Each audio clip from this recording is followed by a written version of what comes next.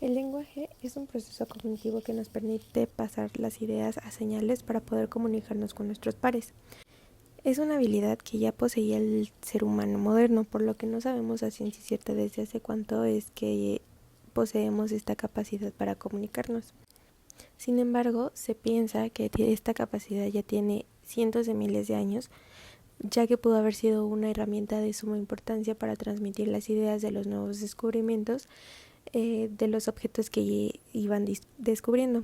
Kandel nos menciona que el lenguaje no está directamente asociado a la inteligencia general, sino que estos procesos son completamente diferentes y no tienen por qué estar asociados unos a otros.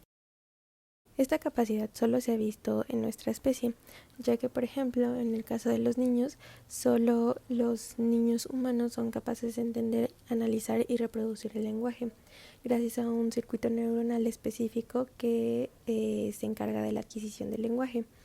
Tan es así que desde que antes que cumple el año, un niño ya empieza a hacer sus primeros intentos de palabras, mientras que a los 6 años ya comprenden alrededor de 13.000.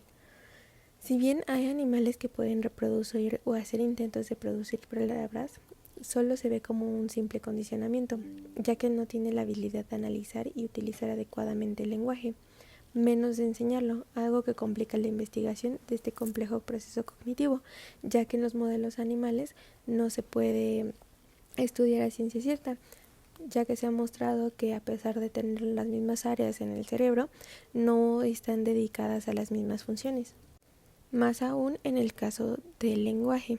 A nivel anatómico, existen 3 sistemas que trabajan en conjunto para la percepción y producción del lenguaje. El primero de ellos es el sistema de ejecución del lenguaje, el cual analiza las señales auditivas de entrada para la construcción de fonemas y gramática, además de tener el control de la articulación. Está conformada principalmente por regiones como el área de Broca, que se puede observar en color como verde, señalado con una B. También está el área de Wernicke, que está señalado con una W en la imagen, la circunvolución angular, que está marcada como un CA, la circunvolución supramarginal adyacente, que está marcada como SM, la corteza auditiva, que está marcado como A, la corteza motora, que está marcado como M, y la corteza somatosensorial. Asimismo, es importante señalar que el lenguaje es una función lateralizada del lado del hemisferio izquierdo, principalmente en el lóbulo occipital, temporal y parietal. Por otro lado se encuentra el sistema de mediación, el cual está conformado por la corteza inferotemporal izquierda, la corteza prefrontal izquierda y regiones en el polo temporal izquierdo. En la imagen está marcado como IT, PF y PT respectivamente. Se puede observar cómo hace una especie de cinturón alrededor del anterior sistema. Estas regiones funcionan como terceros agentes de intermediación entre los otros 2 sistemas, tanto el anterior como el que se viene a continuación, el cual sería el sistema conceptual. Sus regiones se encuentran en el resto de las cortezas asociativas superiores, las cuales están encargadas del conocimiento conceptual. Los investigadores han llegado a la conclusión de que estos 3 sistemas son los que mejor explican cómo es que funciona todo el sistema del lenguaje. Y como podemos observar, conlleva varias regiones cerebrales que cada una de ellas tiene diferentes funciones y hacen que el lenguaje pueda ser un sistema más consolidado, además de completo. Como ya mencionamos anteriormente, la investigación de esta función cognitiva es sumamente difícil, ya que, pues como lo comenté hace unos momentos, no se puede hacer en modelos animales, por lo que la investigación se ha centrado principalmente en personas que han sufrido de algún evento cerebrovascular. También se hacen estudios con personas con epilepsia, pero en este caso es un poco más complicado, ya que puede llegar a suceder que las funciones estén un poco diferentes o que su cerebro se haya adaptado de una manera distinta después de haber extraído la región en la que se localizaba el foco epiléptico. Por otro lado, se encuentran también las técnicas de imagen, como lo es la resonancia magnética funcional, además también de la tomografía por emisión de positrones. Ambas nos ayudan a localizar las áreas que están funcionando o que están siendo utilizadas, mayormente utilizadas en determinadas tareas que se le van aplicando a la persona. Estas últimas dos se realizan en personas sanas o sin otras afectaciones a nivel cerebral. Para el año en el que escribieron este libro, aún no se habían realizado tantas investigaciones o no se habían encontrado tanta información respecto al lenguaje, justo por todas estas complicaciones que hacen que sea complicado el obtener más información sobre cómo es que funciona el lenguaje en los seres humanos. Hola, buenas tardes. Vamos a ver lo que ahora creo que son las afasias, que es un trastorno del lenguaje que afecta la capacidad de comunicarse, dificultad de expresión, la comprensión y también en la lectura y en la escritura. Como tal, no es una enfermedad en sí, como dice aquí, sino este se genera por medio de un accidente cerebrovascular o una lesión cerebral, ¿vale? Y que genera el trastorno del habla, ¿no? Y para poder entender lo que es el sistema de habla, vamos desde lo básico, ¿no? Porque para poder hablar nosotros escuchamos y comprendemos. Y lo que se genera un sistema, ese es el sistema del habla, ¿no? Y vamos a ver que nosotros recibimos desde las áreas auditivas, primeramente que va en el área uno que está por el área occipital, que está en el color amarillo, que es el de Bowman. Luego, segundamente, vamos con el área de Whitgen, que segunda el área auditiva, y luego que está en el nodo temporal, y luego vamos con el área sensorial, que está en el lodo occipital, y finalmente vamos con el área de broadcast nuevamente, aquí, que es el área de Bodman, y finalmente vamos con el área de Bergen, ¿no? En este caso. Pero no olvidemos también que el área motora del lenguaje está en el área de Broca, y asimismo la área sensitiva del lenguaje está en la área de Winkelried. Y estos casos se conectan por medio de una- se comunican en sí la área sensitiva en la área motora, ¿no? ¿Y cómo funciona? Eh, Recibimos nosotros primeramente estímulos de la corteza occipital y auditivos de la corteza auditiva, ¿no?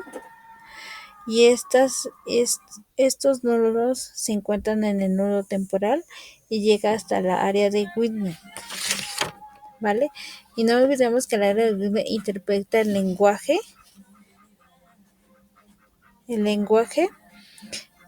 así mismo, el lenguaje, y comunica bueno, el área de Whitney comunica el lenguaje y comunica en la área motora para generar lo que es la respuesta que nosotros queremos, ¿no? Y, que es en el área de broadcast, ¿no? Como vemos, es el área motora y está en el lobo frontal, y de lo que gesta genera la palabra que nosotros deseamos, ¿no? En estos casos. Por último, para poder estudiar lo que es estas afasias, se generan el estudio en cuatro formas, ¿eh? En la fluidez, que es como nosotros hablamos, en la comprensión y poder entender lo que nos están diciendo, la repetición, que es la retroalimentación de qué es cada cosa, que es las acciones que hacemos cada día, y la dominación, que sí es vaso, dominar las cosas como debe de ser, ¿no? Vaso, que es vaso. Por último, lo que vamos a ver son los tipos de afasias conforme a su área lesionada y su dominación. En este caso del habla, que sería la fluidez, la comprensión, la repetición y la dominación, como habíamos dicho. Recordemos que la afasia de Wisner y la sordera puran palabras, primeramente son sensoriales, que recuerdo que la sensorial es el primer paso para poder procesar el habla. Luego viene la La otra es la fascia de Broca, que es en el sistema psicomotor, donde se produce todas estas palabras. La área de conducción, la fascia de conducción y la fascia anónima, ¿no? Y podemos ver aquí en el cuadro lo que es su nivel de dominación o su debilidad en cada parte, en la espontánea, la convulsión y la repetitiva. Y la área de lesión, ¿va? En área de, y así en cada uno, como se puede ver en este cuadro, pues vamos a ver un ejemplo en la fase de Broca, que está en la corteza frontal, justa en la base de la corteza de motor primaria. Su habla no es fluida, su comprensión es buena, su repetición es deficiente y la dominación es deficiente, y así sucesivamente con las demás. Bueno, por mi parte sería todo. Bien, en este apartado hablaremos un poco de los trastornos del pensamiento y antes que nada hablaremos de qué es una enfermedad. La enfermedad es aquel conjunto de síntomas y signos que dan por resultado una causa específica que conduce a un desenlace clínico. El diagnóstico se basa en dos factores, que sería el primero, el agente causal claro y evidente, que es el resultado de una alteración genética, ya puede ser una infección bacteriana, toxinas, tumores y hasta el estrés. El siguiente factor es la patogenia, que será la idea de los mecanismos por la cual el agente causa la enfermedad. Abajo tenemos un cuadro, la cual está catalogado como 4 sistemas mentales.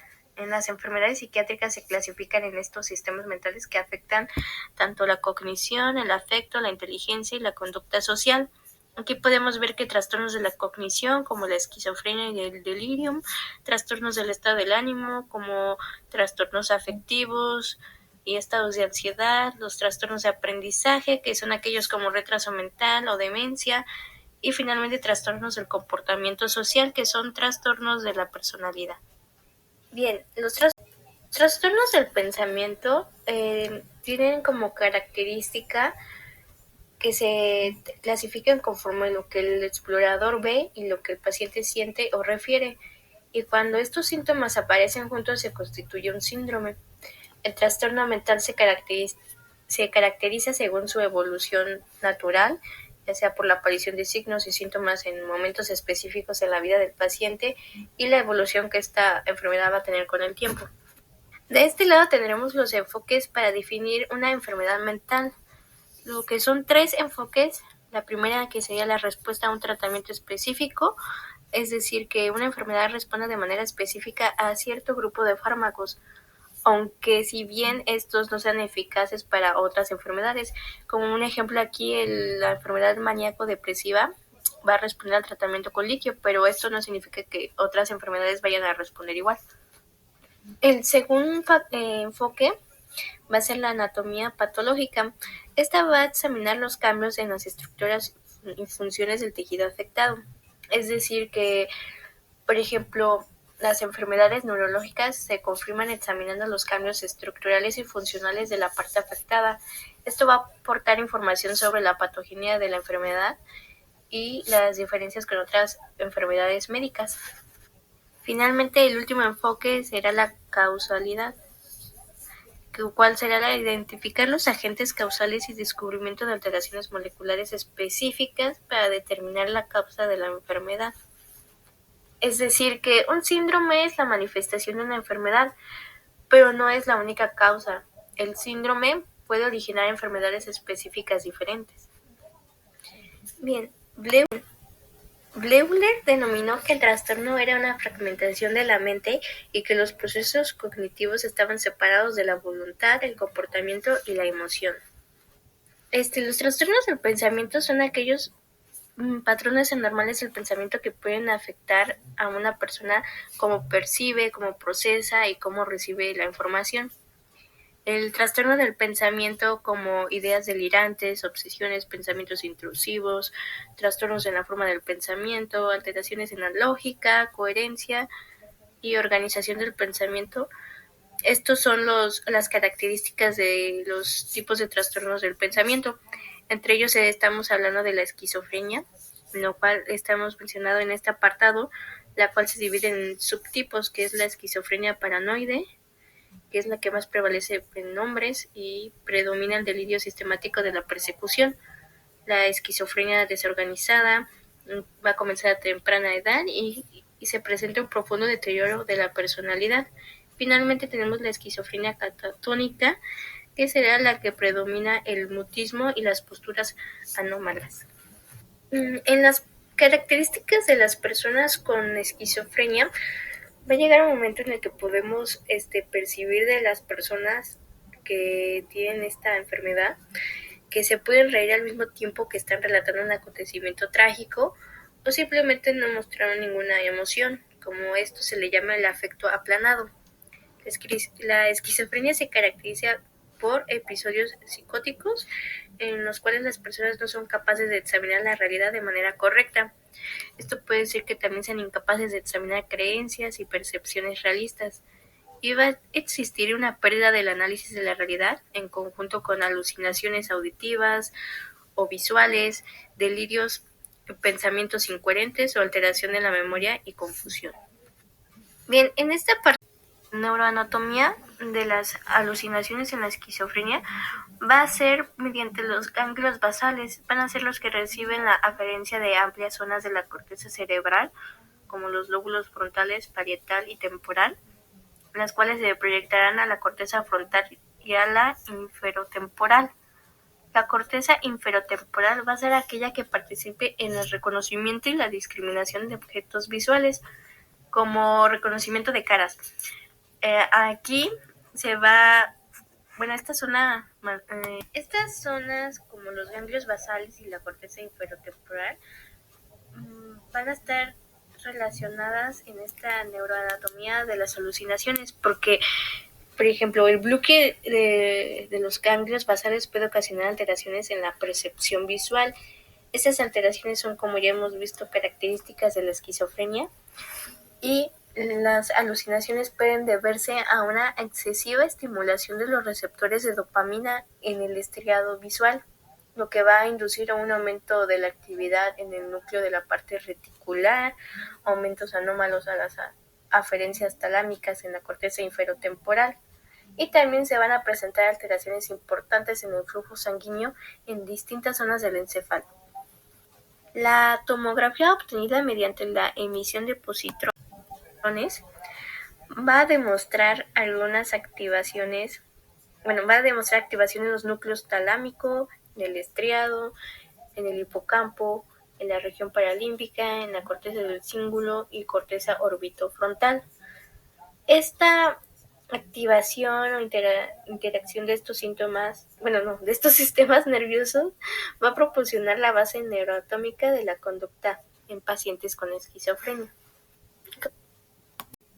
Como podemos observar en esta diapositiva, la tomografía computarizada junto con la resonancia magnética y aquellos estudios de flujo sanguíneo cerebral son los que van a demostrar que existen alteraciones anatómicas en pacientes con esquizofrenia. Estas alteraciones van a constar desde la reducción de flujo sanguíneo cerebral en la zona izquierda del globo pálido, alteración en el sistema que conecta los ganglios basales con los lóbulos frontales, va a haber una alteración en los lóbulos frontales, un adelgazamiento en la corteza del lóbulo temporal medio, también va a haber la parte anterior del hipocampo que va a ser un poco más pequeña a diferencia de personas normales. Los ventrículos laterales y el tercer ventrículo van a estar agrandados, lo que va a haber un ensanchamiento de las fisuras en el lóbulo temporal y el frontal. Bien, este esquema va a explicar que al primer episodio psicótico de esquizofrenia va precedido de signos prodrómicos, o sea, estos son síntomas tempranos o precursores que ocurren antes del primer episodio.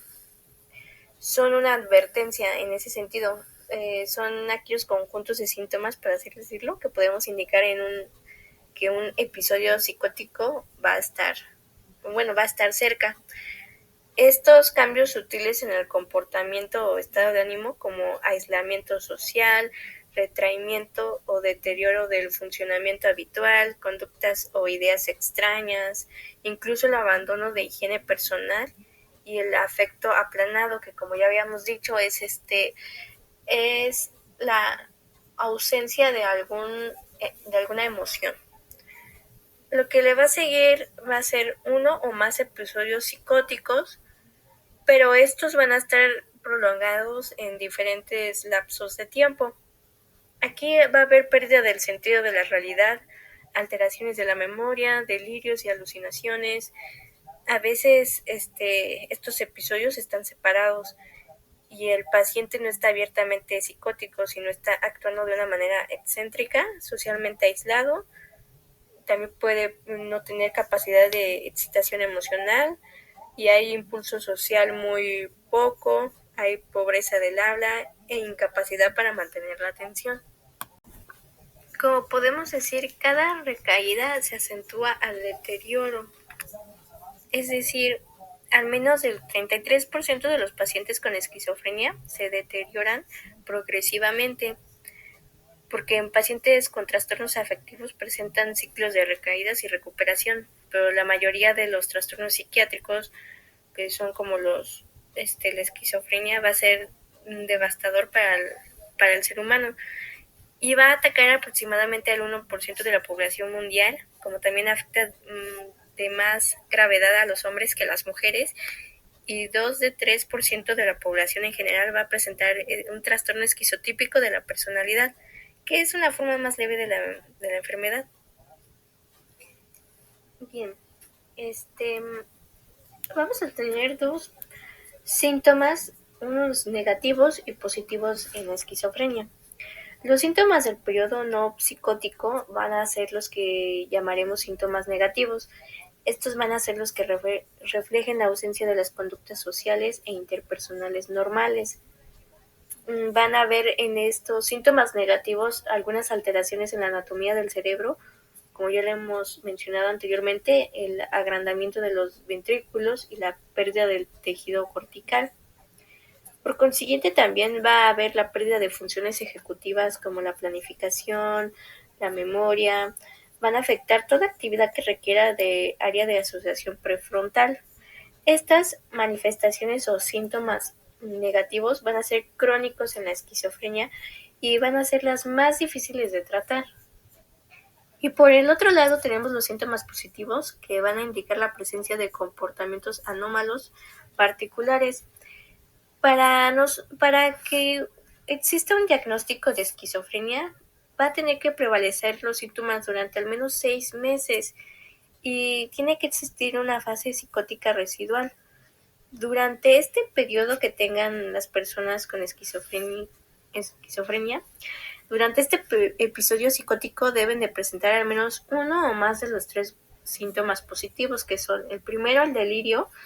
Van a ser aquellos sentimientos o pensamientos o incluso actos controlados por una fuerza mayor, alucinaciones ya sean auditivas o visuales, y pensamientos alterados como inconsciencia, pobreza del lenguaje, pérdida de la asociación normal entre las ideas y el aplanamiento efectivo. Con al menos contar con una de estos grupos de síntomas, ya podríamos estar hablando de un diagnóstico posible de esquizofrenia. Por otro lado, tenemos una predisposición genética en la esquizofrenia. Dado que la esquizofrenia se va a deber a una alteración genética, esta enfermedad va a tener un carácter familiar, en la cual, como podemos observar en la gráfica, es posible que incida que tanto los familiares, ya sean padres, hijos y hermanos de los pacientes que tengan esta enfermedad, la van a tener en un 15%, de padecer.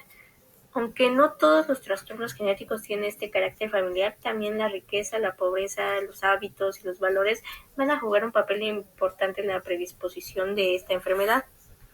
Por lo que podemos decir que sí, los genes son importantes en el desarrollo de la esquizofrenia, pero no en su totalidad.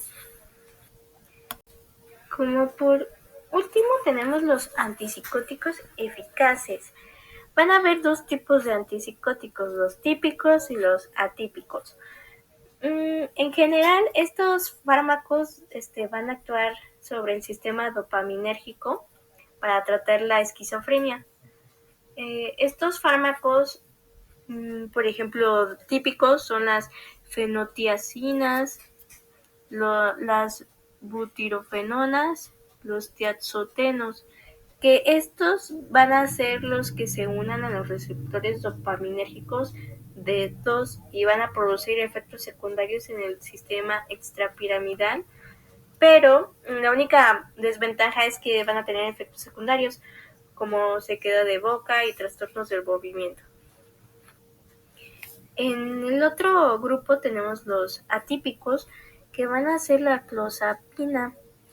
Estas atípicos se unen a los receptores D3 y D4 y lo bueno es que no producen efectos secundarios extrapiramidales.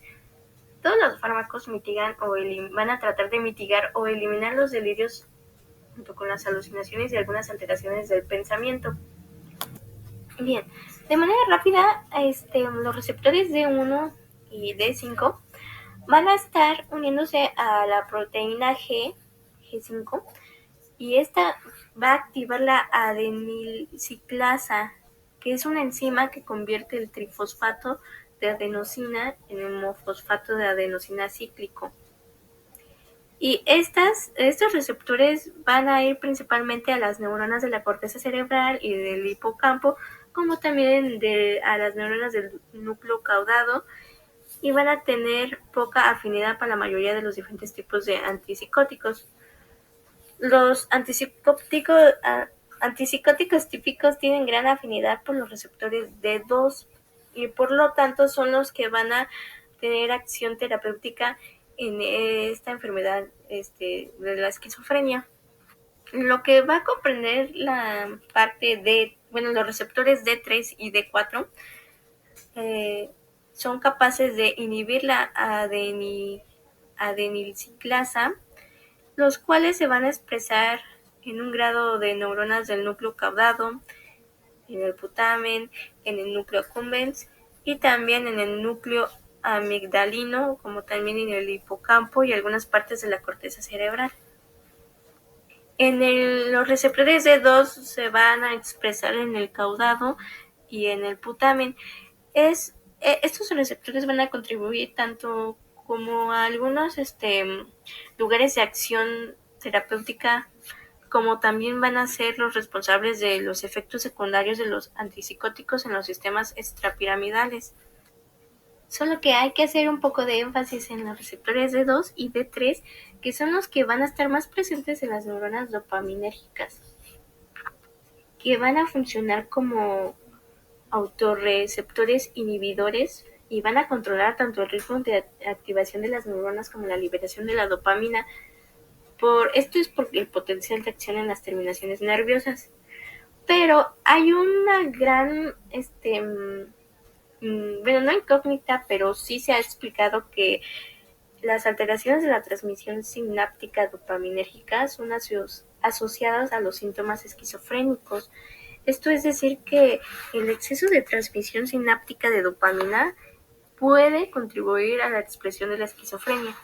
Es decir, hay fármacos que aumentan el nivel de dopamina, como lo son la dihidroxifenilanina, la cocaína y la anfetamina. Estos pueden inducir a episodios psicóticos que se parecen a la esquizofrenia paranoide. Podemos observar que incluso estos fármacos llegan a producir como comportamientos extraños, repetitivos, incluso raros, ¿no? Si bien esto todavía queda en tela de juicio si realmente el exceso de actividad de las neuronas dopaminérgicas van a contribuir realmente a la esquizofrenia, pero sí juegan un papel importante.